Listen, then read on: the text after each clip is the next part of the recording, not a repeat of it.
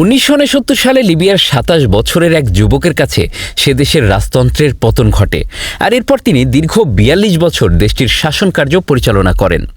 এক বেদুইন যাযাবর পরিবারে জন্মগ্রহণ করা এই যুবকের নাম মুয়াম্মার গাদ্দাফি। 1960-এর দশকে রাজা ইদ্রিসের শাসনামলে লিবিয়ার সাধারণ মানুষ রাজার দুর্নীতি ও পশ্চিমাপন্থী নীতির বিরুদ্ধে ক্ষোভ প্রকাশ করা শুরু করে। সে সময় লিবিয়ার সামরিক বাহিনীতে নানা গোষ্ঠী ছিল। আমেরিকার গোয়েন্দা সংস্থা সিআইএ ধারণা করেছিল যে একটি সামরিক অভ্যুত্থান ঘটতে পারে, তবে তারা সম্ভবত মুয়াম্মার গাদ্দাফির নেতৃত্বাধীন ফ্রি অফিসার মুভমেন্টকে প্রধান উৎস হিসেবে বিবেচনা করেনি। 1 সেপ্টেম্বর 1969 সালে রাজা ইদ্রিস তুরস্কে অবস্থান করার সুযোগে গাদ্দাফি ও তার সহযোগীরা অভ্যুত্থান শুরু করেন। সামরিক বাহিনী দ্রুত বিমানবন্দর, পুলিশ স্টেশন ও সরকারি অফিসগুলো দখল করে রাজা ইদ্রিসকে ক্ষমতাচ্যুত করে। এরপর লিবিয়ার রাজতন্ত্র বাতিল করা হয়।